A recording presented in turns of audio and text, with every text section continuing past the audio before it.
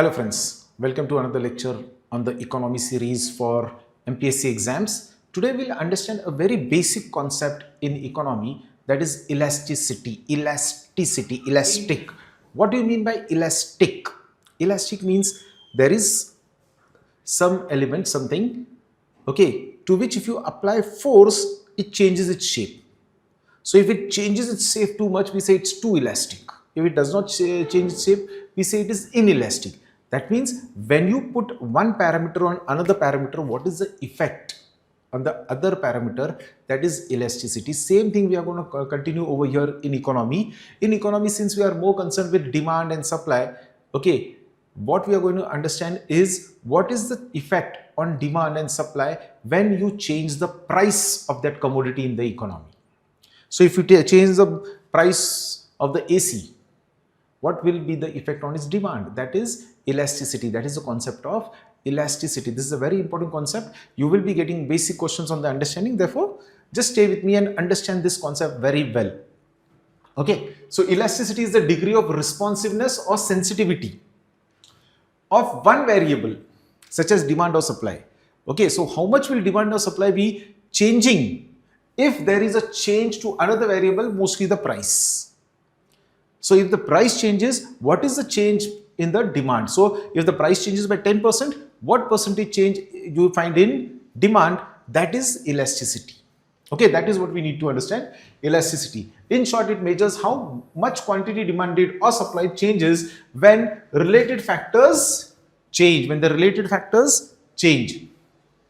So you have price elasticity of demand. It measures the responsiveness change of quantity demanded to a change in price. So it measures the responsiveness change of quantity demanded when we change the price, and the formula but obvious is going to be price elasticity of demand is equal to percentage change in the quantity demanded divided by percentage change in the price divided by percentage change in price. So percentage change in the quantity divided by percentage change in price. For example, we'll be taking these examples for different types of elasticity, whether it is elastic or whether it is inelastic.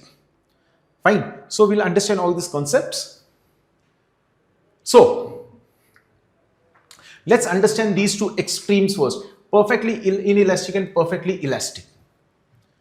Perfectly inelastic, that means no matter how much you change the price, the demand is not going to change at all. It is inelastic. You change the price how much as you want, the demand is not going to change. Okay, this is classically seen. A typical example of this is medicine. Suppose there is a heart patient who is taking that Ecosprin tablet. Okay, do you think that if the price of Ecosprin falls to 1 paisa for one tablet, people will consume more Ecosprin? No, they will consume as much that has been prescribed by the doctor. As simple as that. So no matter how much the price changes for medicine, the demand is not going to change. That is perfectly inelastic. So there is no change in the demand. So if the numerator, what is the formula? Okay, price elasticity of demand is equal to percentage change in quantity demanded divided by percentage change in price. So you no matter change the price by any amount, but the percentage change in quantity demanded is 0. So 0 divided by any number is going to be 0. So if it is a perfectly inelastic relation, okay, the value is going to be 0. This is the question you can get in the exam. Okay, for a perfectly inelastic relation, what is the price elasticity of demand? It is 0. Logically, there is no change in demand if the price changes. That is inelastic. On the other hand, even if there is a slight change, very slight change in the price, okay, very slight change in the price, and the demand increases like anything, that is known as perfectly elastic demand. So when you have this perfectly elastic demand, that means the numerator literally becomes infinite divided by a very small quantity, very small change in price. Therefore, what is the value for perfectly elastic demand? It is infinity. Please remember these two extremes. Okay, these two extremes. Okay, perfectly elastic 0, perfectly inelastic infinity. You will be getting this sort of question in the exam. Okay, prelims exam. Okay, what is the value for what is the value for a perfectly elastic demand or a perfectly inelastic demand? If it's an inelastic demand, it is 0. For a perfectly elastic demand, it is infinity. Now, if there is a relation that if the price changes, let's say by X%, 10%, 20%, whatever it is, and the demand also correspondingly changes with according to the same percentage. Okay, 10%, 20%. That means the demand will also change by X%. In that case, what is going to be the value? 1. So this is known as unitary elasticity. This is known as unitary elasticity. So unitary elasticity, when the same proportionate change you find in the demand as you change the price. Fine, that is unitary. Now, if this value is less than 1, it is inelastic. Inelastic means the numerator is smaller, less than 1. When do you get less than 1 value? When the numerator is smaller, that is a change in quantity demanded is less than the change in percentage change in price. So if the percentage change in price is 50% and the percentage change in demand is only 20%, it is inelastic because the value is going to be less than 1. The value is going to be less than 1. It is elastic when the value is more than 1. That means the numerator should be greater than the denominator. Only then you are going to get a value more than 1. What does it mean? It means that percentage change in the quantity demanded is more compared to what is the percentage change in price. So if the percentage change in price is 10%, but the percentage change in quantity becomes 20%, okay, then you say it is elastic. It is elastic. So these are the 5 values which you should know. Try to understand that. Okay, no need to mug up, but even in case you don't understand, you can mug it up. But I would suggest understand them. You are going to get the question, what is the value for perfect elastic? What do you mean by unitary elastic? Okay, these questions have appeared in MPSC, fine, even in UPSC. So you need to understand this. If you look at the graphical representation, okay, now what is perfectly inelastic?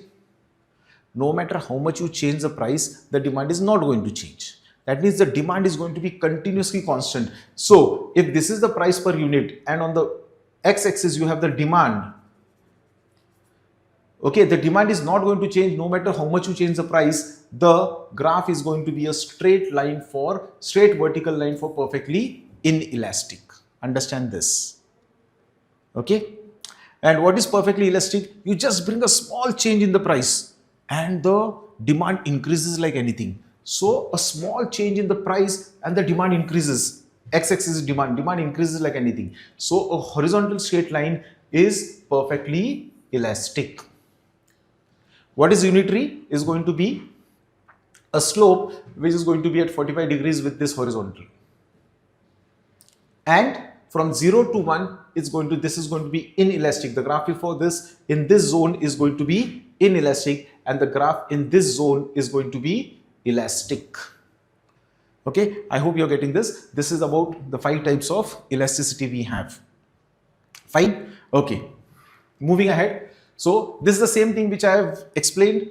Perfectly inelastic demand, just any inelastic demand. Then you have the unitary elastic demand, value is 1. Elastic demand, value is greater than 1. And perfectly elastic demand where the value is infinity. Yes. So these are the 5 types of elasticity which you should know. Now, what have you done here? Okay, what we have done here.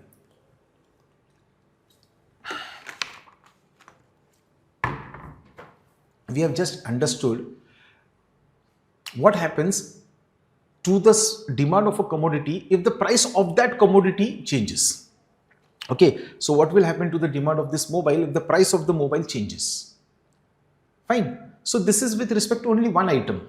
But sometimes in economy it so happens that if you change the price of some other item in the economy, the demand of some other item is affected.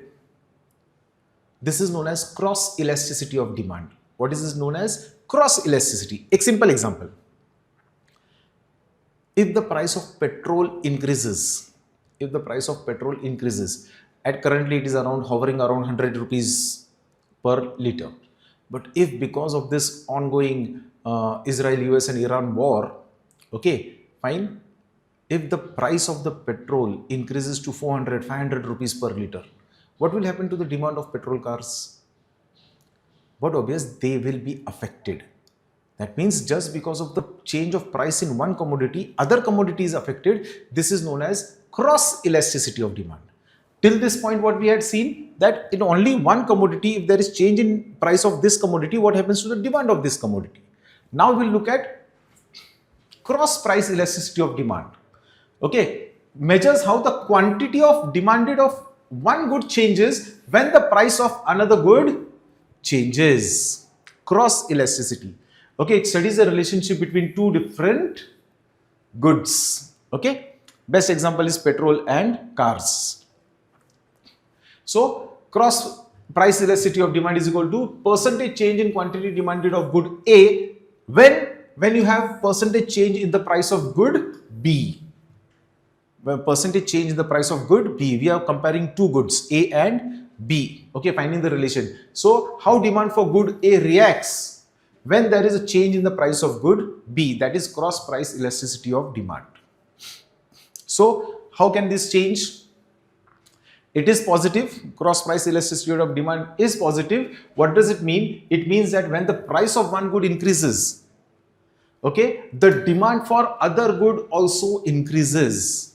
This is positive cross price elasticity of demand. So when the price of one good increases, the demand for other good also increases. The best example of this is tea and coffee.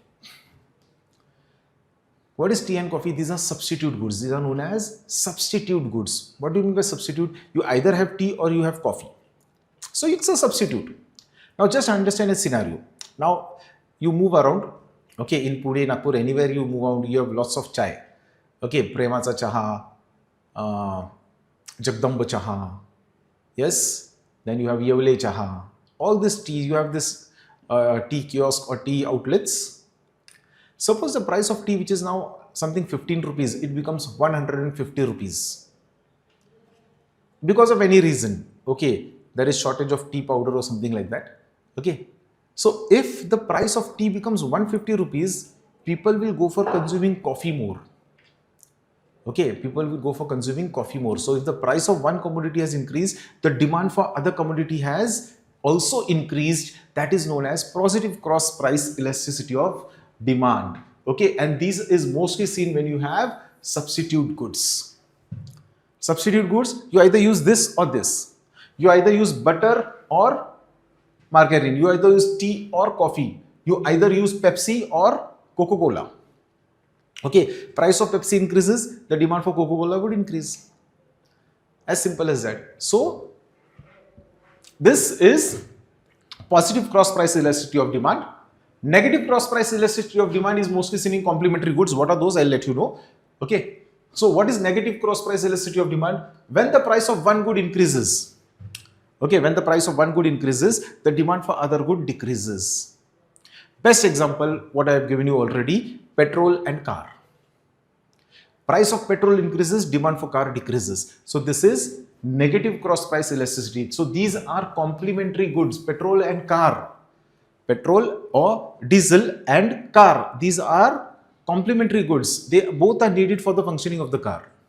So when it is complementary goods, there is negative cross price elasticity of demand. When it is substitute goods, you either use this or this, there is positive cross price elasticity of demand. Okay, what is the reason? Both goods are used together, therefore there is negative cross price elasticity of demand. Car and petrol, mobile phone and SIM cards, printer and ink. If the price of ink increases, the demand for printer is going to fall.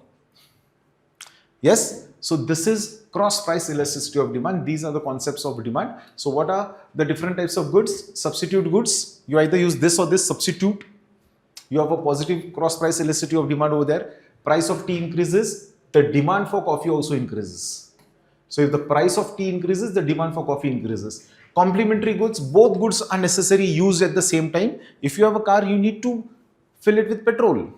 Fine, you're going to fill it with petrol. So complementary goods, you have negative cross price elasticity of demand, because if the price of petrol increases, the demand for car is going to decrease. And even if the price of car increases, the demand for petrol will decrease. Nobody is going to purchase cars.